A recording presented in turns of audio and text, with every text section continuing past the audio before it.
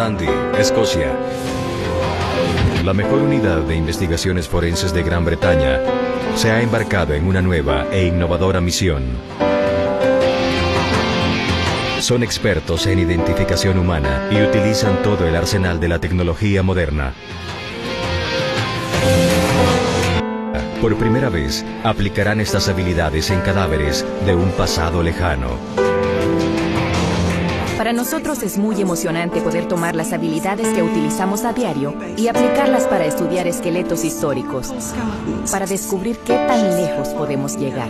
La antropología forense, la reconstrucción facial y la investigación minuciosa abrirán nuevas ventanas de la historia a medida que las dramáticas historias personales surgen de huesos que han estado olvidados por mucho tiempo. La investigación histórica es lo que permite investigar las experiencias de la gente en diferentes momentos a lo largo de la historia. Probablemente es un niño de alrededor de 8 años. Nunca he visto algo así antes. Tenemos el rostro, la reconstrucción facial y hemos añadido algunas texturas. Fantástico, es sencillamente magnífico.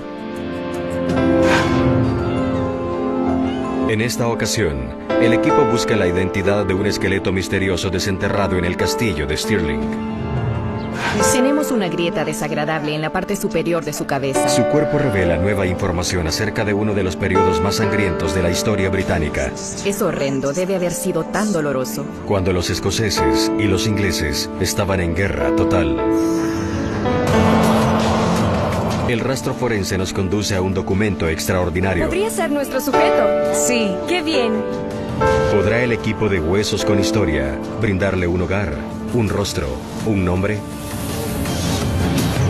Esto es Huesos con Historia.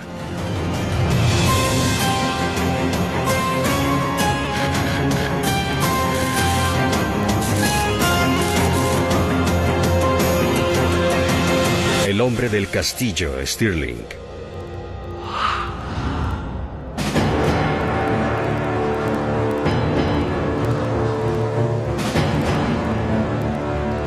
El castillo de Stirling está situado en un volcán extinto, estratégicamente ubicado cerca de la entrada a la sierra.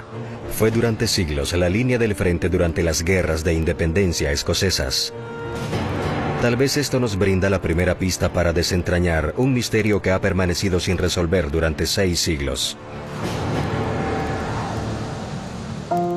En 1997, los arqueólogos excavaron un grupo de esqueletos que habían permanecido en un cuarto olvidado debajo del castillo desde hace más de 600 años, un descubrimiento muy inusual y poco frecuente, ya que no era una práctica común enterrar a las personas dentro de las murallas del castillo. Uno de estos cadáveres era un hombre poderoso en la plenitud de su vida que tenía heridas inusuales en el cráneo. Ahora, el equipo de Huesos con Historia colaborará con Escocia Histórica, los guardianes de estos esqueletos, para abrir una investigación con el objeto de descifrar quién era el hombre y por qué estaba allí. ¿Podría su historia arrojar nueva luz sobre la turbulenta historia de Stirling? La doctora Santi Mallet, del Centro de Anatomía e Identificación Humana, viene a recoger los esqueletos y a reunirse con el jefe de Escocia Histórica, el arqueólogo Peter Yeoman. Esta es nuestra tienda de arqueología en la que mantenemos todos los hallazgos de las excavaciones en las que hemos estado involucrados en los últimos 40 años. Lo que estamos viendo es todo el material de Stirling. Muy bien. Y algunas piezas están bastante fragmentadas. Sí, no están en mal estado, pero obviamente hay muchos pedacitos. Sí. Pero también tengo otra cosa que mostrarte. Es un objeto fascinante que se encontró con el joven. Se trata de una punta de flecha. No se sabe mucho acerca de la flecha o los huesos. Originalmente se pensó que datan del siglo XIV o XV, pero ha llegado el momento de que nuestro equipo empiece a trabajar. Es fantástico. El equipo se va a emocionar de echarle un vistazo y ver qué haremos después con él y qué podemos descubrir. Ciertamente hay muchas técnicas forenses que podemos aplicar. Será muy emocionante.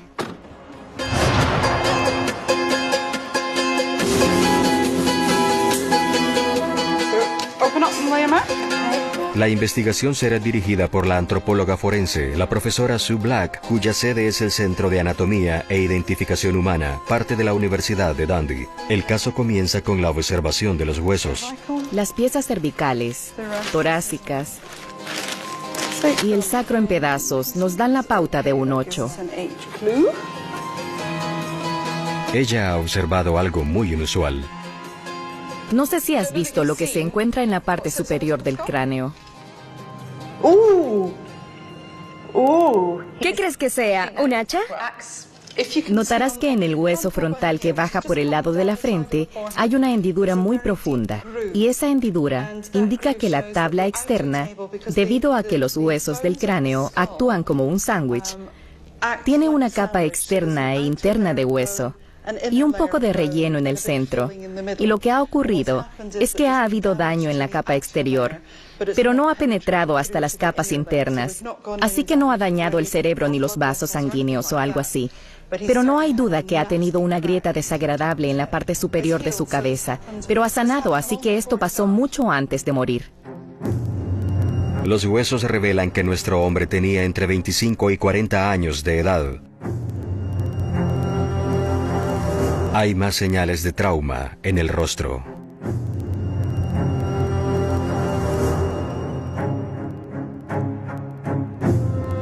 Los dientes fueron sacudidos en algún punto. Sí. Formaron abscesos adentro. Será algún tipo de impacto. No lo suficiente fuerte para haber roto el rostro, pero si te dan un golpe en la parte frontal de tu rostro, entonces ambos dientes se sacudirán y eso es lo que ha sucedido. Aflojó los dientes lo suficiente para que las bacterias entraran en el espacio al cual normalmente no pueden entrar, y eso permite una infección creando abscesos. Pero a pesar de que era claramente una víctima de la violencia, él también estaba equipado para infligirla. Aún así está bastante desarrollado. Creo que en cuanto al músculo, posee buen desarrollo muscular en la parte inferior del cuerpo. Pero las extremidades superiores son excepcionales. Sí, Es un hombre muy fornido. es un muchacho muy grande. Tiene su historia. Acabamos de empezar a descubrirla. Es como un abrigo tejido que tienes que empezar a hacerlo en algún punto y encuentras un hilo y sigues adelante. Podrás desenredarlo en su totalidad. Sue reúne a los otros expertos que trabajarán con ella y Santi en la investigación. En primer lugar, vamos a empezar con lo que necesitamos saber acerca de él históricamente. De acuerdo. El lugar de su sepultura y su contexto. Para que sus huesos mostraran señales de tan grande desarrollo muscular, implica que lo que fuera que este hombre hiciera para ganarse el sustento lo había hecho desde muy joven. Por ende, explicar su físico será fundamental. También tienen que reducir las posibles fechas de la muerte de nuestro sujeto. La doctora Caroline Wilkinson reconstruirá cuidadosamente su rostro. Podemos escanear el cráneo, tratar de armarlo de nuevo. También podríamos hacer una reconstrucción de la parte superior de su cuerpo, en relación con su cabeza. Bien. Lo hemos hecho antes. En base a las huellas químicas en sus huesos, el doctor Wolfram Mayer Augustine tratará de descubrir más sobre dónde vivió y murió nuestro sujeto.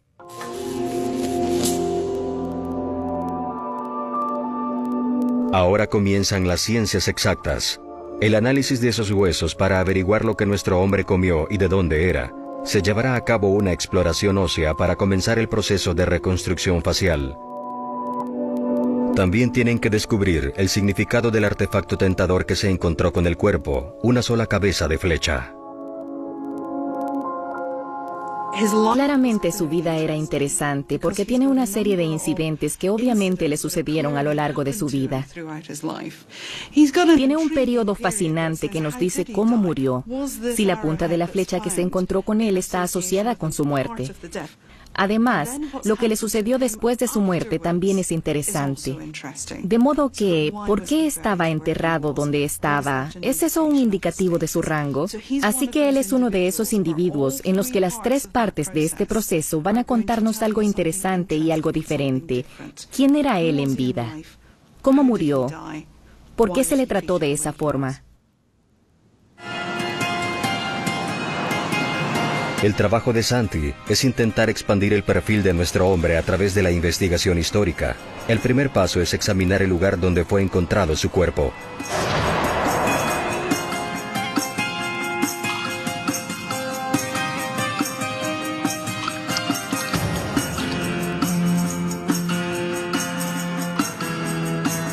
El arqueólogo Gordon Ewart ha estado fascinado por el hombre de Stirling desde que él mismo lo descubrió aquí en 1997.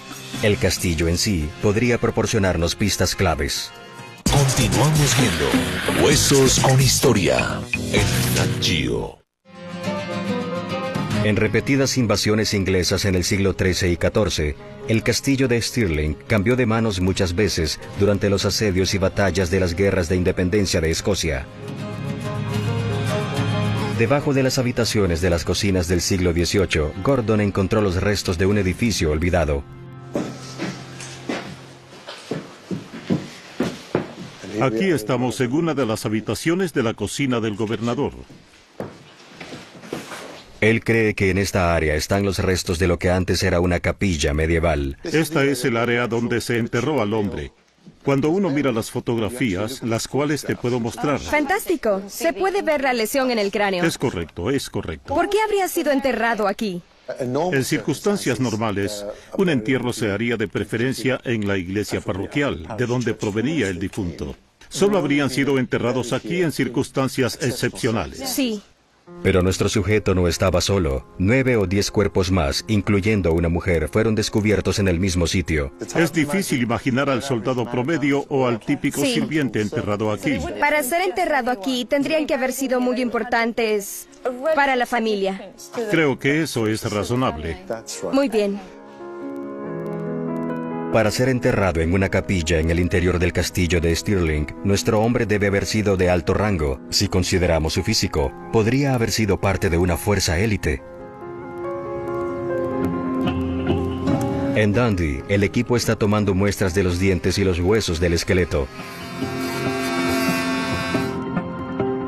Uno irá a la prueba de carbono y el otro al Dr. Wolfram, el experto del equipo en isótopos estables. Se trata de restos antiguos, por lo que no hay garantías. Wolfram buscará rastros de minerales en la muela que se forma en los primeros 15 años de vida. Esto podría revelar dónde vivió sus primeros años. Las muestras de hueso del muslo, el cual se regenera durante la vida, podrían relatarnos acerca de su dieta en la edad adulta.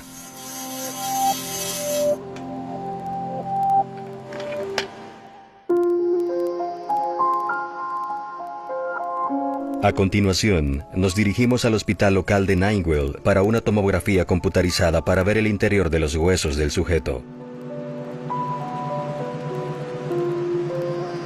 La tomografía podría aportar información valiosa sobre su vida y su muerte.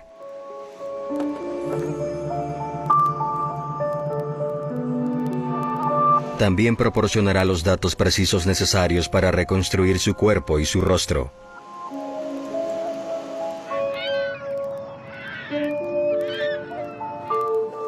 Caroline Wilkinson le ha pedido a su colega Caroline Needham que haga una reconstrucción de todo el cuerpo del hombre. Empiezan por examinar el cráneo. Ahora solo evalúo el cráneo para ver cuánto hay, cuánto vamos a tener que volver a montar y cuánto nos hará falta cuando terminemos y qué tendremos que remodelar. Parece que hay bastante aquí. Hay más de lo que aparece en las imágenes, ya que tenemos una gran cantidad de fragmentos y así desordenado como está, podemos unir la mayor parte. Podemos volver a montar el cráneo en la computadora para que podamos tomar los datos de la exploración de este cráneo e importar cada fragmento en la computadora y luego volverlo a armar. Lo bueno de la computadora es que no posee gravedad y se puede poner un pedazo del cráneo y quedará en su puesto, no se caerá. Al ver esta mandíbula, podemos apreciar que se trata de una mandíbula fuerte. Tiene inserciones musculares muy fuertes aquí. Así que habría tenido una mandíbula cuadrada grande, un rostro fuerte en la mitad inferior, pero también en la parte superior. Así que tendrá una frente robusta y los ojos hundidos. Es un cráneo masculino muy típico. Me encantan los cráneos así, con un montón de pedazos. Me encanta volverlos a armar. Los primeros resultados están llegando desde los laboratorios. La datación por radiocarbono es la prueba clave para los huesos. Un tipo de carbono, el carbono 14, se deteriora a una velocidad constante cuando se establece en el hueso. La medición de la descomposición establece la edad del esqueleto. Es un proceso difícil que no siempre tiene éxito, pero esta vez el equipo obtiene un resultado claro. El hombre del caso Stirling murió entre 1290 y 1400. Eso significa que él vivió durante el apogeo de las guerras de la independencia de Escocia, cuando los ingleses intentaban conquistar el país reiteradamente y los escoceses los hacían retroceder. No está claro aún de qué lado estaba nuestro sujeto. Si era inglés, escocés o incluso francés, pero definitivamente fue parte del conflicto. ¿Pueden sus huesos brindar más pistas? Sue y Santi echan un vistazo al esqueleto. ¿Qué más tenemos? Definitivamente tiene problemas en su tobillo izquierdo. Si miras en el astrágalo, el talón debe ir así. El astrágalo se encuentra arriba. Y si nos fijamos en el astrágalo, hay una zona muy bien definida que está dañada. Sí. Eso habría sido llenado posiblemente con pus. ¿Sí? Sin duda hay suficiente espacio que ocupa tejido para ocasionar daño óseo. No habría sido agradable caminar sobre él, porque la totalidad de su peso corporal pasa a través de la articulación del tobillo. Eso es doloroso. Pero las lesiones no se detienen ahí. Hay algunas vértebras que son un poco inusuales y no creo que esos sean cambios normales por el envejecimiento. Creo que esos son cambios traumáticos de impacto. Si abres ese y lo examinas, puedes ver la arista que pasa por ahí. Eso no es normal. No, así que él ha tenido algún tipo de traumatismo. Algo le sucedió. Sí. Ha tenido daños como resultado de una actividad. No es por una enfermedad sistémica, ya que no es algo que sea evidente en todo esto. Sí. Pero hay áreas focales y localizadas en las que el hueso está dañado, roto, o que muestra que intenta separarse por sí solo, no necesariamente fracturado. Entonces, tiene traumatismos en la espalda y un absceso en el tobillo. Si unimos estas lesiones con su físico, ¿qué nos dicen? Cuando tienes a alguien que obviamente está muy bien desarrollado como lo está él, pero no de manera simétrica, porque es diferente en la parte superior y la mitad inferior de su cuerpo, es evidente que él hace algo distinto con la mitad inferior de su cuerpo de lo que hace con la mitad superior. Digamos, por ejemplo, lo obvio sería que él fuese un caballero. Creo que sería atinado que lo considerásemos. A medida que la investigación histórica y la ciencia comienzan a converger, emerge un perfil claro de un hombre fuerte, con una edad entre los 25 y 40 años, un sobreviviente de fuertes golpes en la cabeza, de rango suficiente para ser enterrado dentro de las murallas del castillo de Stirling. Pero Sue necesita más investigación histórica para unir las pruebas. Ella quiere demostrar que era un caballero, un miembro de la élite militar de la Europa medieval.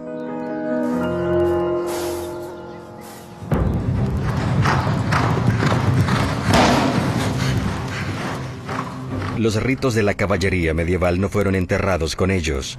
Los torneos de justas, las exhibiciones fastuosas de poder, riqueza y habilidad eran casi tan peligrosas como el campo de batalla. Santi se reunirá con David Mitchell y Jeremy Richardson de los Caballeros Reales de Inglaterra, quienes mantienen vivos estos rituales. Esta es una cota de malla. ¿Está bien? No te pediremos que te la pongas. No sé por qué quieres ponértela. Saca tu brazo un poco. Bien. Maldita sea. Realmente es muy pesada. Sí. Ahora, por supuesto, en ese tiempo no había muchas armaduras, así que era toda la protección que tenías. Hubiera sido esta. Habría venido de la cota de malla. A la derecha, las armas. Los escudos se usaban en el brazo izquierdo y luego tenemos una lanza. ¿Bromeas? No le golpees la cabeza. Muy bien. Correcto, y Sí. esa lanza cruzaría al otro lado del caballo para intentar atacar a tu Sí. oponente. Intentabas lograr que tu oponente viniera hacia ti. Tratar de que tu oponente estuviera a este costado tuyo porque tienes el escudo de ese lado. Sí, muy bien. Eso sería la protección. No creo que hubiera sido muy buena en esto. Exacto, déjame quitarte la lanza. Tomaré la lanza y el escudo. Gracias.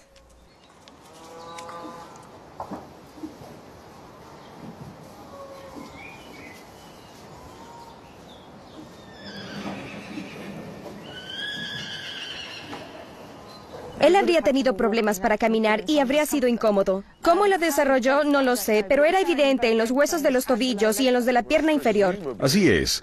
Bueno, se supone que eso sería de una caída. Un caballo que cae al suelo. Si el pie se mantiene en el estribo, este daña el tobillo.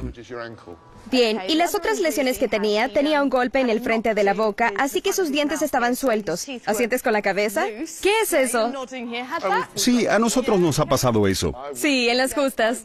Diría que probablemente fue una lanza en la cara. La lesión en la espalda es interesante, podría haber sido una caída, o también se puede deber a que montase a caballo excesivamente.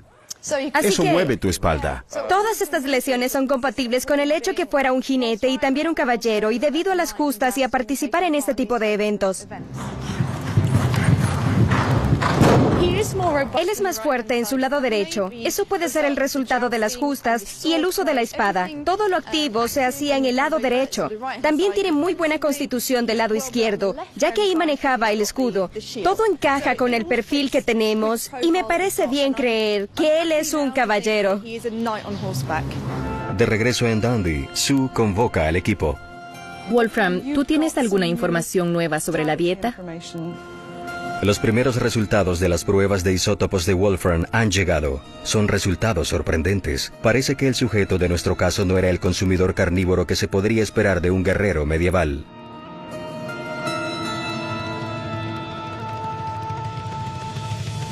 Cuando estudiamos el hueso, descubrimos que el 30% de la ingesta de proteínas provenía del mar y el 70% era de origen terrestre. Comía mucho pescado de agua salada, más de lo que comemos hoy en día, pero el castillo de Stirling está a muchos kilómetros del mar. Por el amor de Dios, el hombre está en Stirling, no está en la costa. No tiene nada que ver con la costa, no tiene nada que ver con eso. Pero entonces, ¿por qué come pescado en Stirling? No, quiero decir que Stirling no está tan lejos. No lo está, pero aún así es bastante lejos. No esperarías que el pescado sea una parte importante de la dieta de esa pero se área. encuentra la influencia del pescado en la dieta inglesa, aún en las zonas que no son costeras. De acuerdo, creo que tenemos que revisar eso. La evidencia forense y la investigación histórica indican que el sujeto del caso de Stirling era un guerrero, un caballero. Sin embargo, los datos de las pruebas de isótopos de Wolfram dicen que comía mucho pescado de agua salada. Santi estudia una pista que podría explicar la relación entre estos dos hechos que aparentan no estar relacionados.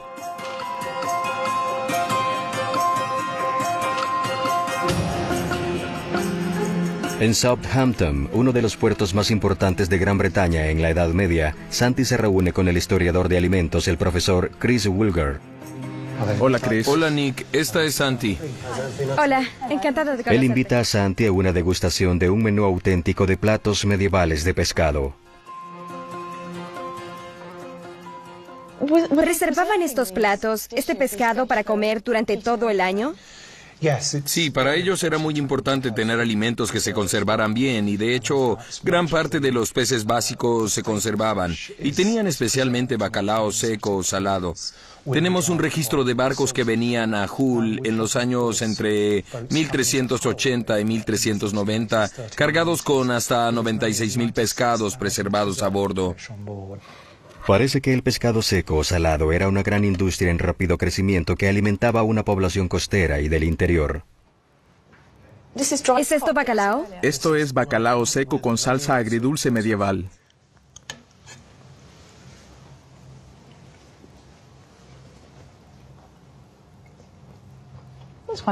Es muy rico. No es que esperaba que fuera malo, pero ya sabes. Pero el pescado no era solo alimento para el cuerpo. Había otro motivo por el cual un caballero medieval podría preferir el pescado sobre la carne. Me parece que el 30% del pescado es bastante. ¿Era un componente común en una dieta medieval? Curiosamente, a menudo se relaciona a la concepción de la virtud religiosa. El pescado es más parecido a la comida que los hombres comerán en el paraíso, y ya que es una forma de evitar la carnalidad y la carne y la corrupción que proviene de ahí, atrae a la gente a la lujuria, a la gula y el pecado. Hay una última pista. El pescado preservado como este era una muy buena manera de abastecer a los ejércitos. Y cuando vemos los cálculos que el fisco inglés hizo para el abastecimiento de su ejército en Escocia, podemos ver que las diferentes opciones de pescado representaban más de un tercio de la dieta. Vaya, tanto como eso. Por lo tanto, una dieta rica en pescado nos dice que nuestro hombre estaba comiendo la comida típica del ejército y era también la dieta que se esperaba de un piadoso caballero cristiano.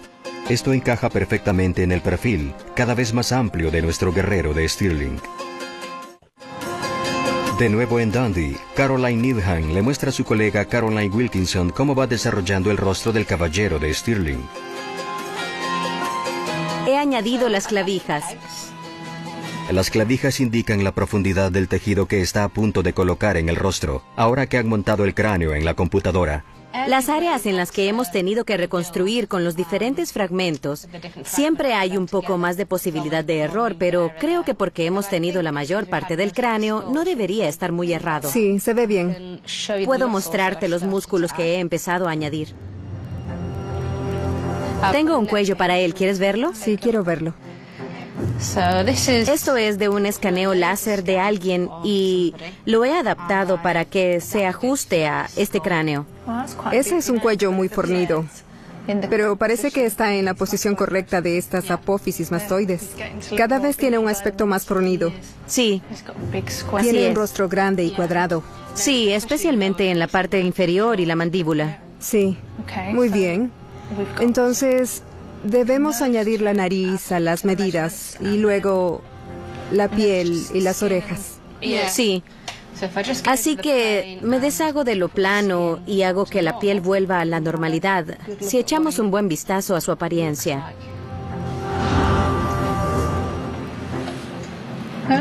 Eso es genial. Luce como un jugador de rugby. Creo que tiene una cara muy bonita, aunque no lo parezca. Creo que se ve muy agradable en reposo. Sí, y creo que... En un campo de batalla sería otra cosa. Eso es cierto. Tiene una brecha interesante entre los dientes, la que considero muy atractiva. Y sus orejas sobresalen un poco. Eso es cierto. El siguiente paso es trabajar en la reconstrucción de todo el cuerpo para demostrar cuán fornido era en realidad. Entonces, la reconstrucción está casi completa.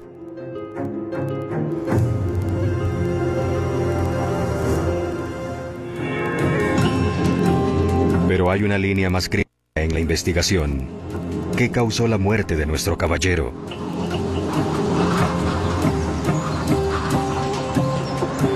Su tumba proporcionó la pista más grande.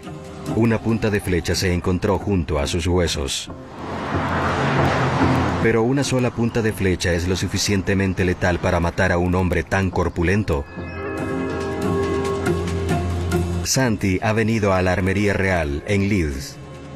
Ella se reunirá con Graham Reimer, un experto en armas medievales. Él reconoce el tipo de punta de flecha que se encontró con nuestro sujeto. Fue diseñada para ocasionar el máximo daño a la piel. Este es el tipo de punta de flecha que se utiliza para la caza y la guerra. Es un proceso bastante sombrío, pero el daño de una flecha se da a través de la hemorragia. La punta de la flecha, las hojas por así decirlo, estos largos objetos que se extienden hacia atrás desde la cabeza principal eran muy afilados, así que cortaba mucho a medida la flecha penetraba. Ocasionaría mucho sangrado. Así es como funciona. Las púas están allí para impedir que la cabeza de la flecha salga.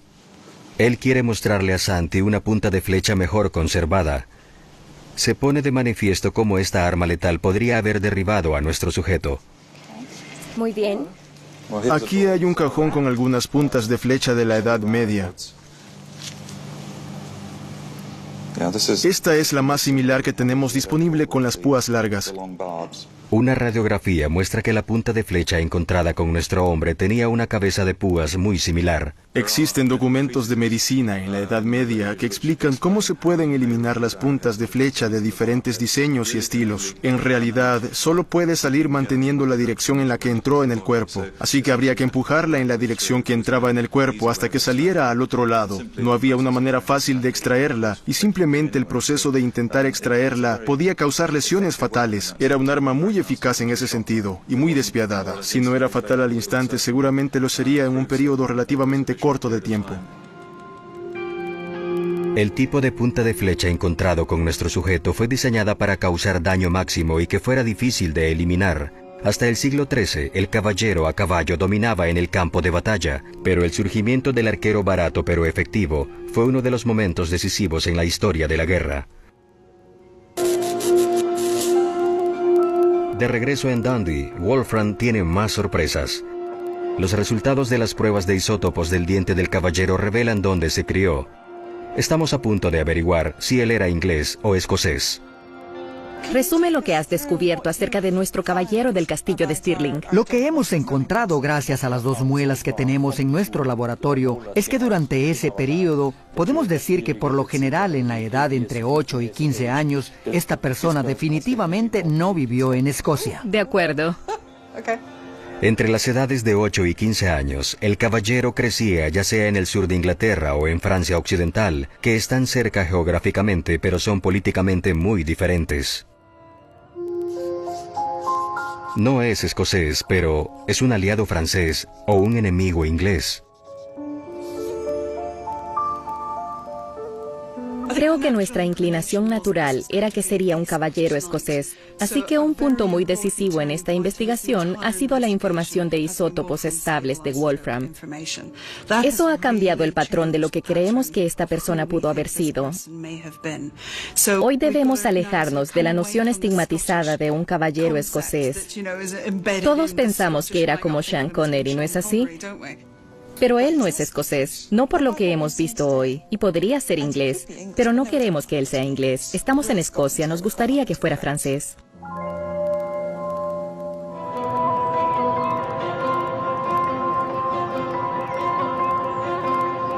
Santi ha llegado al castillo de Edimburgo para reunirse con la doctora Katie Stevenson, una historiadora medieval. Ella podría darnos algún indicio de si nuestro caballero era parte de las tropas francesas enviadas para apoyar a los escoceses contra los ingleses. Entonces, ¿hubo presencia francesa en Stirling en el siglo XIV? En Escocia definitivamente había mucha diplomacia en torno a la alianza escocesa de antaño que existía en ese momento de la historia.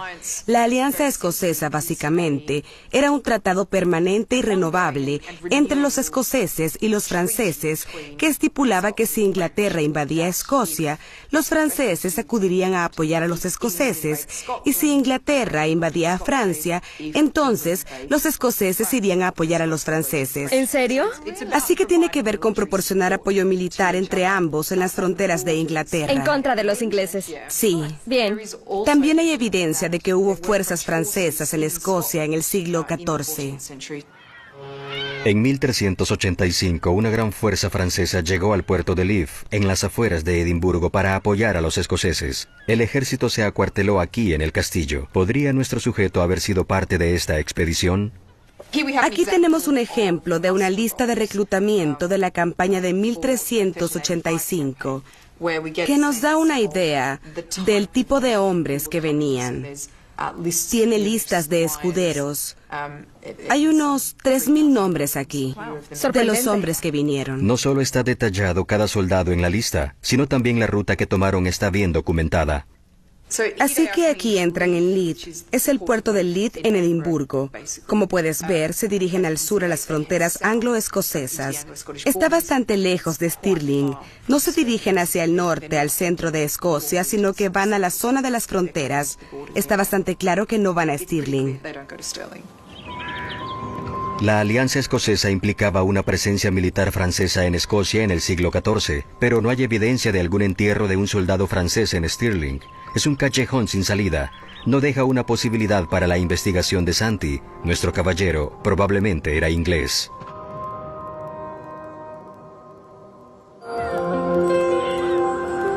Mientras tanto, las dos Carolinas avanzan mucho. Basada en la exploración de los huesos, Caroline Needham comienza a reconstruir el cuerpo del caballero. Tengo las medidas que hemos tomado de los huesos y con ellas he hecho un modelo de tamaño natural. Aquí. Muy bien. Te lo mostraré.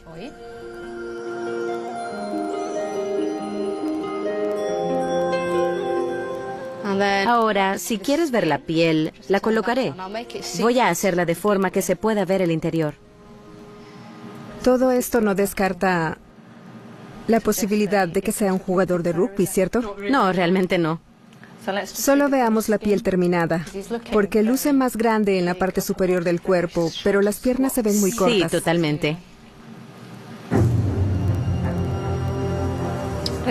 Luce muy bien. El hombre terminado. Sí.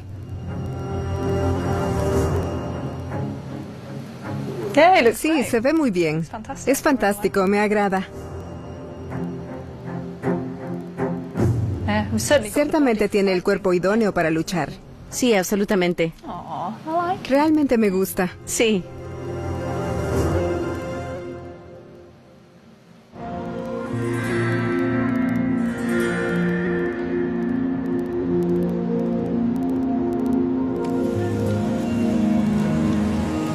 Santi ha ido a los archivos nacionales para averiguar si hay algún registro de un sobreviviente de los ingleses en el castillo de Stirling en el siglo XIV. El objetivo máximo es encontrar el nombre para el caballero, pero parece poco probable, dado que murió hace 600 años. Ella se reunirá con la archivista Jessica Lutkin, que ha descubierto algunos documentos sorprendentes. Bien, ¿qué tienes? Bien, tenemos algunas peticiones. ¿Peticiones? Peticiones que datan de la época de las guerras de Escocia, como la de Bannockburn. Esta es una petición directa al rey y su consejo y el parlamento. ¿Una solicitud? Sí. No puedo leer esto. Es un francés anglo-normando, así que está escrita en Muy bien. franglais. Es fácil de entender. De acuerdo. La solicitud se refiere a un hombre inglés, William de Mouchamp, que fue capturado en la batalla de Bannockburn en 1314 y detenido para pedir un rescate por él. La toma de rehenes era una herramienta común en el juego de poder medieval. A menudo incluía mantener a personas importantes bajo arresto domiciliario hasta llegar a un acuerdo. Tenía la esperanza de que él fuera alguien a quien hubieran asesinado. Podría ser nuestro hombre. Sí, podría ser nuestro hombre. Lo lamentable es que su hijo y heredero fue canjeado como rehén a cambio de su padre. Entonces William no murió en el castillo de Stirling. El primer documento resulta ser una pista falsa. William de Mouchamp no murió como rehén en el castillo de Stirling. Así que si nuestro caballero era inglés, quizás murió durante una de las muchas ocupaciones inglesas del castillo. Jessica ha descubierto otro documento aún más extraordinario. Este es el último de nuestros recursos. Emocionante. Muy bien. Este es un recuento del castillo de Stirling. Cuando estaba bajo el mando inglés, todo estaba documentado. ¿Correcto? Todos los gastos del castillo y quienes se encontraban en el castillo. ¿Y tenemos los nombres de todos? Tenemos los nombres de todos en el castillo. ¿Te ves emocionada? Estoy emocionada porque no esperaba encontrar este tipo de documento que contuviera tantos detalles. Es un deleite. Este reporte data de 1340 y 1341. Así que tenemos todas las listas de nombres. Los caballeros están en la parte superior y todos ellos eran soldados. ¿Entonces estas son las personas en el castillo? Sí. Y lo que quiero mostrarte es este nombre de aquí. El caballero John de Strictly. Muy bien. ¿Esa palabra te parece conocida? No puedo leer esa palabra. Dice obituario. Ah, él está muerto. Está muerto. Murió en el castillo de Stirling el 10 de octubre y el año es 1341. Esto es fantástico. Es un descubrimiento extraordinario que concuerda con los resultados de la prueba de carbono 14 de los huesos de nuestro sujeto. Al año siguiente, 1342, los escoceses recuperaron el castillo. Entonces, ¿podrá ser nuestro sujeto el que murió allí? Puedes ver al final de su nombre la palabra Millais, que significa caballero, así que era un alto miembro de la guarnición. Él era una Sí, persona eso muy importante. Lo suficiente para haber sido enterrado en el castillo. Es muy probable, sí. Y el castillo habría estado bajo asedio de los escoceses, ya que los ingleses lo No controlaban. estaba bajo asedio en ese punto. La recuperación de Stirling comenzó de nuevo en 1342, cuando los escoceses tomaron el control. Sin embargo, todavía habría algunas escaramuzas. Era un tiempo muy inestable, por ello es que tenían una guarnición extensa allí. Así que este podría ser nuestro tipo. Es posible, sí. ¿Es este nuestro chico? Así que es un hecho que John de Strictly murió en el castillo. No sabemos cómo murió, no sabemos qué edad tenía cuando murió, y por supuesto tampoco confirma que fue sepultado en el castillo. Pero creo que este es uno de los mejores escenarios posibles Sin de duda, lo que buscas. Simplemente nunca lo esperé. Nunca esperé encontrar un nombre potencial. Realmente me cuesta creerlo. Tengo que admitir que fue una gran sorpresa para mí. Para mí esto es lo máximo, ¿no es así? Encontrar un nombre es el objetivo máximo de lo que hacemos. hacemos, pero yo no me lo esperaba. No, Si tú yo estás tampoco. sorprendida, eso demuestra lo emocionante que en realidad es esto. Sí, es extraordinario. Sir John Strictly puede ser nuestro hombre.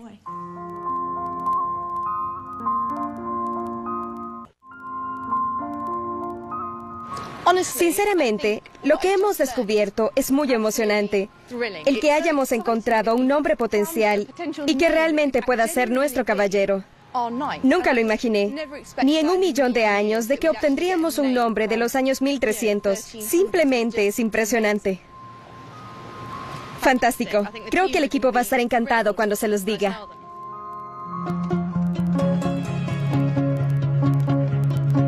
Es la reunión final del equipo. Mediante el uso de la investigación forense e histórica, el equipo ha establecido que nuestro hombre de Stirling fue un caballero muy poderoso que estaba lleno de cicatrices. A pesar del hecho que fue sepultado en un castillo escocés, probablemente era inglés y pudo haber muerto de una herida de flecha causada mientras luchaba contra los escoceses. Ahora, más de 650 años después de su muerte, el equipo está a punto de devolverle su rostro y un posible nombre.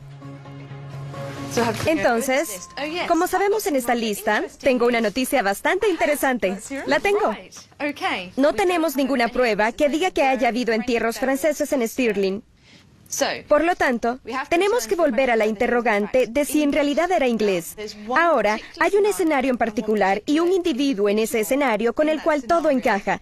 Así que durante la década de 1330 y 1340 está documentado que los ingleses efectivamente controlaron el castillo de Stirling durante 10 años. De hecho, tenemos una lista de todas las personas que estaban allí como parte de la guarnición. Es muy emocionante, porque esto realmente indica que la tercera persona de la lista murió durante su estancia en el castillo. Su nombre es el caballero John de Strictly.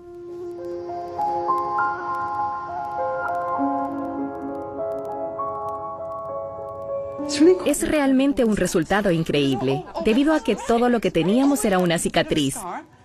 Algo de una fisonomía bien desarrollada, un poco de nada, francamente, era lo que teníamos. Ahora sabemos las circunstancias y el por qué él estaba ahí. Todo encaja. Es gracias a la posibilidad de tener esos documentos históricos que de repente te abren una ventana que la ciencia no hace, así que puedes llegar a un posible nombre. Creo que la historia nos dio la clave en este caso. Pero sin la ciencia no tendríamos ni siquiera un punto de partida. Es la alianza entre los dos. Y es fantástico poder tener acceso a un documento tan antiguo que brinda un nombre. Sí. Eso es genial. Entonces queremos ver qué aspecto tiene. Por supuesto que sí. Obviamente no sabemos los detalles del color de la piel y el color de los ojos y del cabello. Hemos hecho una suposición basada en el periodo de tiempo y de dónde pensamos que provenía. Vamos, echemos un vistazo. Aquí vamos.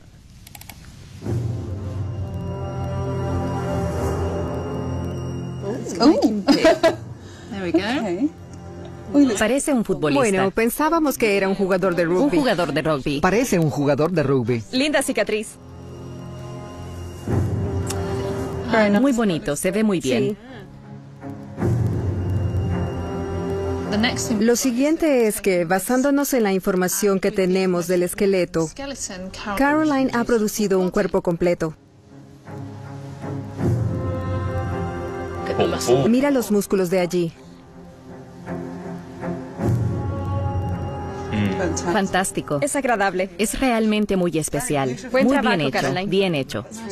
Sí, bien hecho. Para Sue, la historia del caso de Stirling siempre estuvo en sus huesos. Sus músculos labraban su propia firma. Ellos le dijeron al equipo que él no era solo un soldado, que era un caballero inglés. Y ahora, por primera vez desde su muerte, hace 600 años, el equipo le ha devuelto su identidad. Cuando empiezas con algo que en algunos aspectos es inferior a lo óptimo, realmente no sabíamos dónde íbamos a llegar con esto, ya que él es un esqueleto muy interesante. Pero las probabilidades de lograr conseguir un nombre potencial en un caso histórico es algo que jamás anticipamos que sería posible.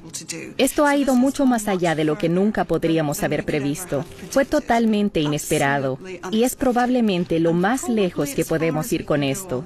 El caso está cerrado. Al haber finalizado el viaje forense del caballero, Este es enviado de regreso a la tienda histórica de Escocia en Edimburgo. Salió de ahí siendo un enigma. Ahora regresa con un posible nombre.